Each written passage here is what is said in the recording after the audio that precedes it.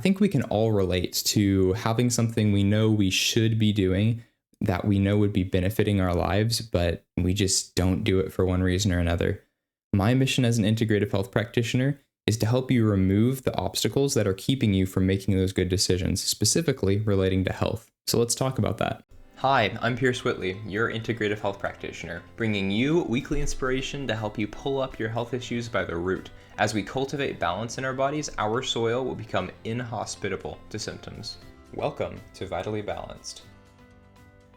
This whole concept of knowing we should be doing something and knowing that it would benefit us, but not doing it, seems pretty illogical if you just look at it from a rational standpoint. If you know that exercising would give you more energy in the long run and help you lose weight and build muscle, well, that should be a no-brainer, right? Why shouldn't you do that? But for a lot of people, there's this friction that runs contrary to those benefits. And the friction for exercise might be, well, it hurts when I exercise, or it's really hard to go to the gym. Or maybe it's the money that you need to pay for the gym membership or the home workout equipment.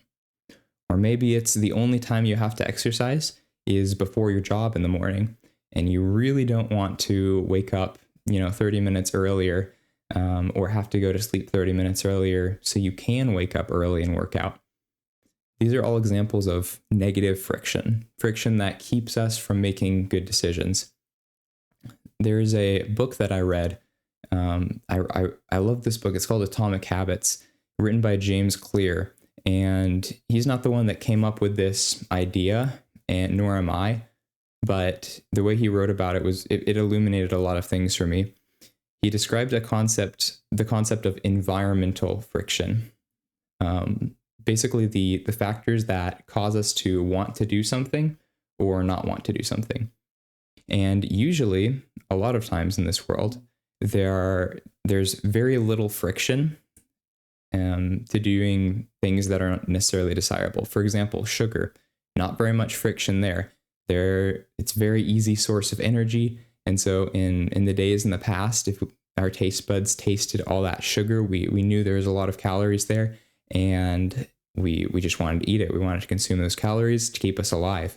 But those desires no longer serve us. And so now we have this negative form of not friction, but there's a lack of friction between us and eating sugar.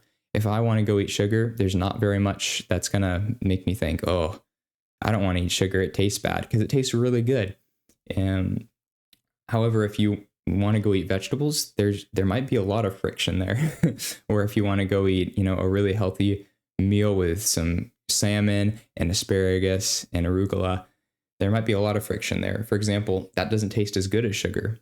It's harder to cook. I have to buy all these different ingredients, and then I actually have to put time into cooking it. And then I have to eat this thing that isn't as sweet as this cookie that I could just buy from the store. And so that's a pretty basic example of friction, environmental friction playing out in the health world. And it's all about these long-term versus short-term rewards. The instant gratification, I think we talked about that a little bit last episode. We want everything now, and we want it easy. And we just, it's this desire that we've got for instant gratification. And those are typically the unhealthy things in life, unfortunately. Whereas the longer term investments like exercise and eating well and sleeping for a full 8 hours every night of quality sleep, those are things that are harder to do sometimes, depending on who you are. Some people have an easier time with some of them versus others.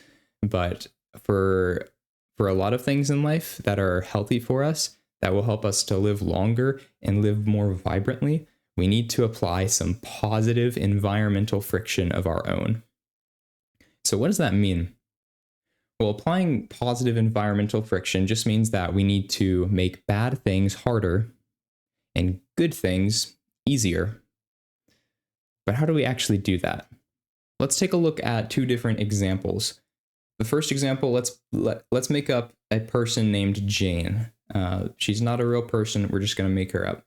Let's say Jane can't get up to exercise in the morning, and she knows that it would be key to helping her with her brain fog and with her low energy throughout the day and sluggishness. She knows she needs to lose some weight, and she knows exercise would be an important component to that. And so first she has to to commit to actually wanting to exercise. That's the first and most important step. If you're not committed to do something and you're just kind of half-hearted about it, then it's going to be very easy to give up along the way. So first step, we need to make sure to commit to do that thing. So let's say Jane has committed, I'm going to exercise 3 days a week. Okay, that's a great plan, Jane. Why haven't you been exercising so far? Well, she might say, well, I have to get up really early in the morning for my job, and I really like to sleep in, so I want to get every little bit of sleep that I can. And we say, okay. And she said, oh, also it's cold in the house, and I don't really want to get out of bed because I just want to stay in my warm bed, and all of these things are working against her. So that's why it's not working. That's our negative friction right there. That's keeping her in bed. That's keeping her away from working out. So now it's time for us to apply our positive environmental friction. So start thinking of some things in your mind. I'm going to list off a couple, but start thinking of some things that might help Jane to get up and exercise in the morning and reap those rewards of the better energy, probably better sleep even, because exercise will improve sleep quality, as well as helping her lose weight and all those different things. First, we need to look at increasing friction to doing bad things. We wanted to make it harder for her to stay in bed. I was away for 2 years. Very recently, just a couple months ago, I came back, but I was away for 2 years on a mission trip for my church. And I had we go in 2 by 2 to basically teach people. And we call the person that we're with a companion. And so we live together. We go about the streets together and all of that. And so we're kind of like, work partners at that time. And we're in companionships for about 6 weeks. And I had one companion that loved to sleep in. And so he installed an app on his phone because we needed to be up by a specific time so we could start our studies and things like that. And so he installed an app on his phone called Alarmy. And this app made you do a puzzle of some sort that you would set in advance in order to turn off that alarm.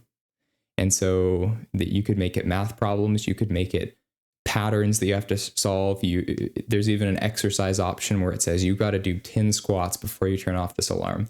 And some of them are more foolproof than others, of course. But what he was doing was he was increasing the friction to staying in bed, because he could either stay in bed and listen to his alarm go off forever, or he could, now it's a lot more appealing, right, to get out of bed. So that might be an option that Jane can utilize. That's not the only way to make staying in bed harder.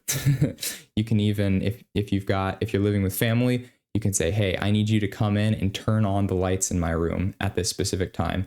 Let's say you're living with an early bird and you're more of a sleep inner.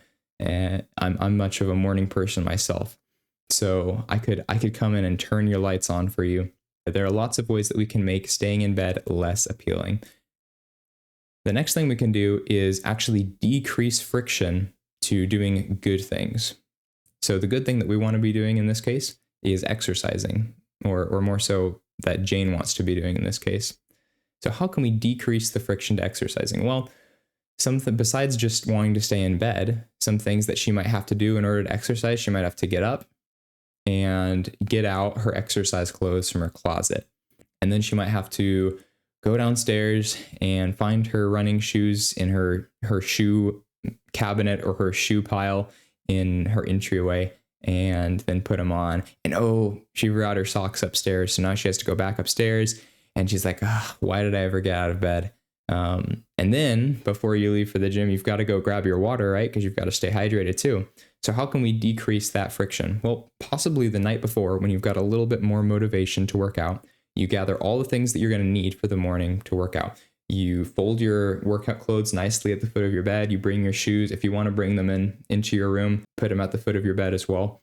And you could even put a little note on there, a motivational quote. Possibly you could write it on a sticky note. And then when you wake up and you look at your clothes, you see that quote. And then you fill up your water bottle the night before. That's decreasing a little bit of friction too. You see all these things kind of compound on each other and make it easier for you to do a good thing. So now with her Alarmy app on her phone and all of her clothes and things that she needs at the foot of her bed, it's a lot easier for her. Maybe it's not easy yet, but it's easier for her to get up and get to the gym. Let's take a look at another example. Let's say we're talking about a dude named Joe, and Joe is a sugar addict. Specifically, he likes chocolate covered cherries, dark chocolate covered cherries. And every single holiday season, Joe buys many cases of these chocolate covered cherries, keeps them in the house, and every time he goes into the kitchen, he eats one. And so he identifies this is a problem, right? I am gaining way too much weight. I'm addicted to these cherries. They are ruling my life. I no longer have a choice of when I go into the room, am I going to eat a cherry? That cherry is controlling me. And so I want to change it. And I know that I'll feel better too, because this is wreaking havoc on my metabolism. I'm again feeling sluggish, getting brain fog. And so how do I change this? Well, first again, Joe needs to commit to doing something. I'm going to, what do you want to do? Do you just want to limit yourself to one chocolate covered cherry a day? Maybe 3 a week? Maybe it's just easier for you to get rid of them altogether because even one will set you off, your addict brain. And so Joe has to commit to do something. So let's say Joe commits, I'm going to only eat one chocolate covered cherry a day. Easy. And so the second step is we need to identify why that's not currently working. Why are you eating 2 boxes of these cherries every day, Joe? And he might say, well, because I have a lot of them in the house and I buy a lot of them and I know that I'm not going to run out if I eat a lot. And so then we go to our next steps. We need to increase our friction to doing the bad things. In this case, we need to make it harder for Joe to eat those chocolate covered cherries. Well, it turns out Joe really doesn't like these chocolate covered cherries if they're frozen. The cherries get all weird texture inside and it's not as juicy, and there's no way he would eat them out of the freezer. Well then, Joe, why don't we put your box of chocolate covered cherries in the freezer? And then when you want to eat one, you've got to take it out in advance and really think about it and let it thaw. And then you can only eat that one at a time, and then you've got to take another out and let that one thaw. Another way we could increase friction to him overeating his chocolate covered cherries is when he's going to the store and he has a decent amount of willpower, you could simply just not buy as many cherries. And then let's say you only buy 7 a week. You go to the store once a week, you buy 7 cherries, 1 box, and you come back home and now you only have 7 cherries for the week. And so we're increasing the friction to eating 3 a day because now he knows, well, if I eat 3 a day, then I won't even have 3 days worth of cherries. Okay, now let's work on decreasing friction to good things. So the good choices Joe might want to do instead to kind of fill that hole that is now found from chocolate covered cherries is we can first, maybe we initially replace the cherries with something that's a bit healthier. Maybe instead of eating those cherries, he eats nuts. And he really likes pistachios. So we buy some pistachios and we have those on hand for whenever he's really feeling tempted by the chocolate covered cherries. You eat some pistachios instead. Maybe eventually we want to start eliminating the snacking so that your blood sugar isn't always, going up. You're not always digesting something, and it's giving your digestive system a break. And that's just going to be a lot healthier for your metabolic health. Okay, so let's buy some of your favorite food and set a day in the week that you're going to cook it all up so that you don't have the additional friction of needing to go and actually cook something that's healthy. It's in the fridge. All you need to do is put it on the pan and warm it up, or microwave it if you use a microwave. And that is now decreasing friction to good things. And so you might say, well, I've got a problem and none of those pieces of advice really apply to me. That's where you've got to start getting creative. Those same steps will still work. You've still got to commit to doing something, identify why you're not currently doing it, increase friction to bad things and decrease friction to good things.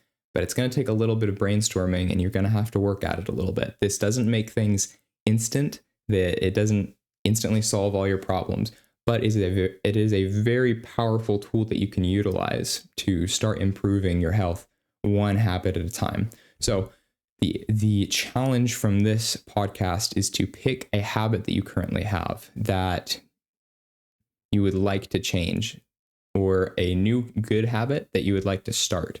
And then after you finish listening, I want you to commit to start doing that thing and identify why you're not currently doing that, what's keeping you from it. And then make a plan to increase friction to bad choices and decrease friction to good choices. And this simple process, this simple habit hack will allow you to develop a lot of good habits one by one. And it's not going to overwhelm you, because habits, once we form them, we don't really have to think about them anymore. And that's why I love habits so much, because now when I go into the kitchen, it's not a question of what am I going to eat. I've already bought my food for the week. I know what meals I'm going to make, and I know how to cook it because I make the same food pretty often and I like the taste of it. So I've removed a lot of the bad friction and really decreased friction to doing good choices for me, where now the good choices are actually more appealing and easier for me to do than the bad things. So if this podcast helped you in any way, make sure to share it with your friends and family who might need it as well. And as always, stay balanced. I will see you next week.